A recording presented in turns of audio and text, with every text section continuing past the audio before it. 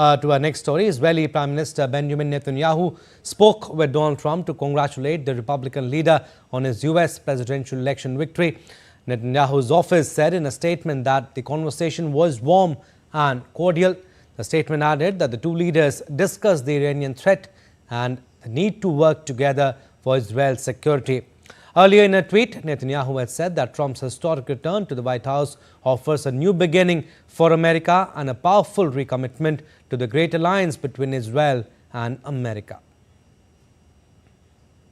Ukraine too had a phone call with Donald Trump, during which they agreed to maintain close dialogue and advance cooperation.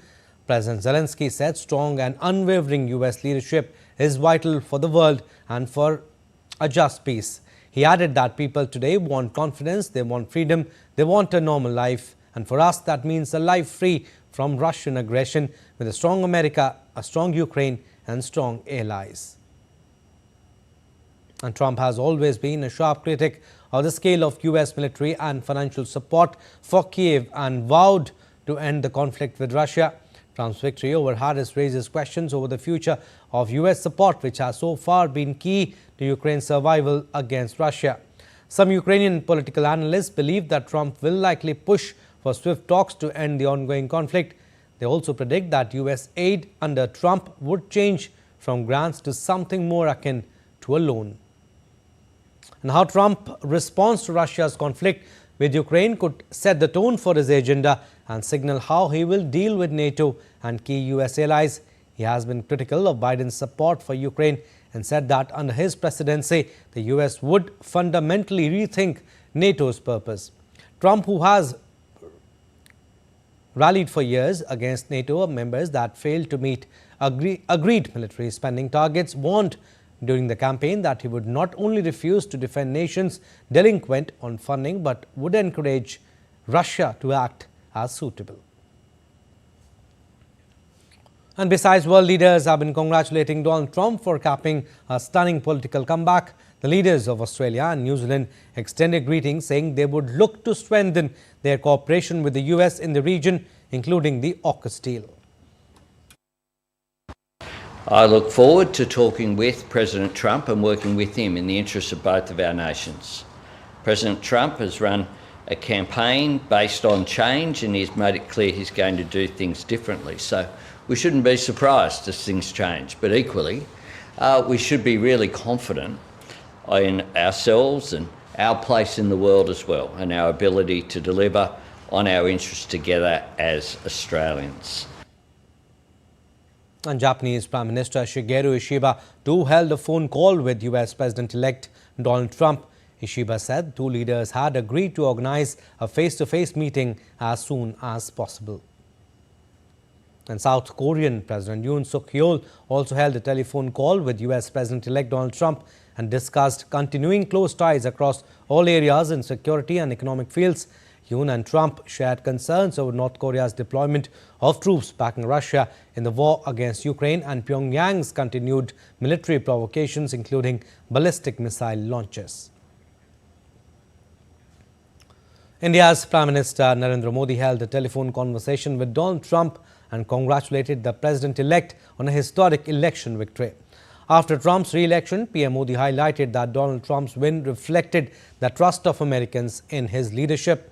Reflecting on the positive momentum of India-US partnership during President Trump's first term, PM recalled their memorable interactions, including the Howdy Modi event in Houston in September 2019 and Namaste Trump event in Ahmedabad during Trump's visit to India in February 2020.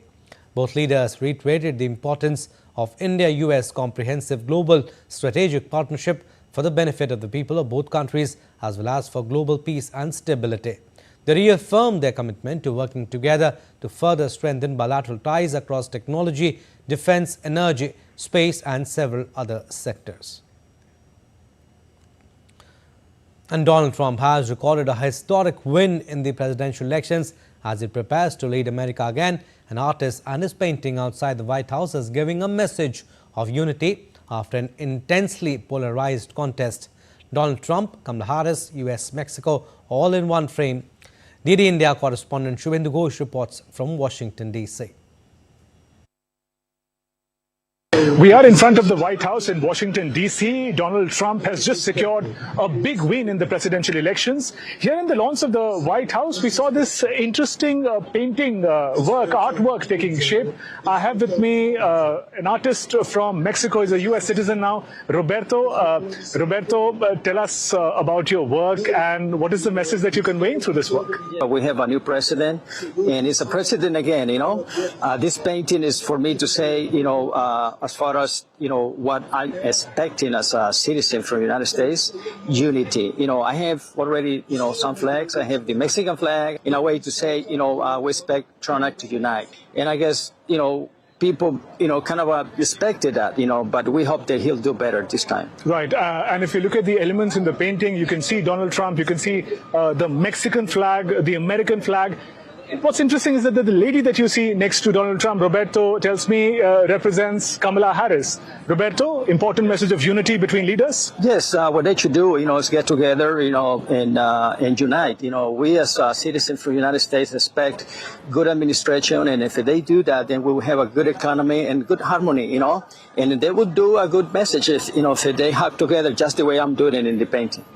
Thank you very much, Roberto, for speaking with DD India. That was artists talking about the message of unity. Expectations are high from the president-elect, Donald Trump. With camera person Jaishankar, Shubhendu Ghosh from the lawns of the White House in Washington, D.C. for DD India. And Donald Trump's victory has surprised many, but has shocked too many. Right from international institutions to domestic clienteles, all are keeping their fingers crossed of a significant impact in his second term. DD India's Akhilesh Suman reports on what is in the offing for the world with Trump 2.0 presidency. As Trump returns to the White House, the issue of illegal immigration is grabbing the headlines everywhere. This has been a pivotal issue during campaigning, and Donald Trump is expected to walk the talk when he assumes the charge. That would potentially mean renewed focus on immigrants and many deportation drives. A second term might mean a return to stringent curbs and of the border wall initiatives. We are finally going to build up our country. We're going to defend our borders, and we are going to protect our citizens. We're going to protect our land. We are going to protect our country. And we will stop illegal immigration once and for all. We will not be invaded. We will not be occupied. We will not be overrun. Trump has traditionally focused on tax cuts, deregulation, and a pro-business approach. A victory could see renewed tax relief, particularly for corporations and higher income groups, along with efforts to reduce government regulation, especially in industries like energy and manufacturing. Trump may also push for policies aimed at reshoring manufacturing jobs, focusing on America First principles to reduce reliance on imports. Donald Trump is also likely to target parts of the Affordable Care Act, popularly known as Obamacare, aiming to reduce government involvement in healthcare.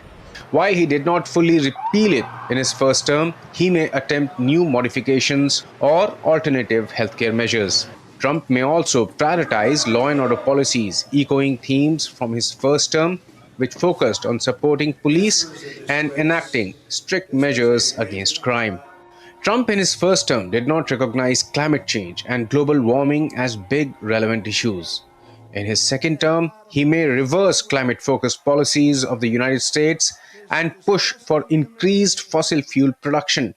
In his first term, the US withdrew from the Paris COP21 climate accords. European Union and NATO might be a bit skeptical about the impact of Trump's second presidency. Trump may renew pressure on NATO members to increase their financial contributions, with the possibility of scaling back US involvement. Trump might revisit and renegotiate agreements with key partners like the European Union, Canada, and Mexico, emphasizing terms seeking concessions for American industries and workers. Trump is also likely to maintain tough stance on Iran, possibly reviving maximum pressure tactics to curb Iran's regional influence and nuclear ambitions. And lastly, the UN officials are also skeptical about support from the US in their financial and logistical burdens, including the peacekeeping operations worldwide. Trump, in his first term, slashed US contributions to the UN peacekeeping budget and to key UN agencies like the World Health Organization and UNESCO. However, UN Secretary General Antonio Guterres said that he was ready to work with the US President elect Donald Trump while congratulating him on his election as the US President. Akhilesh Suman's report for TD India.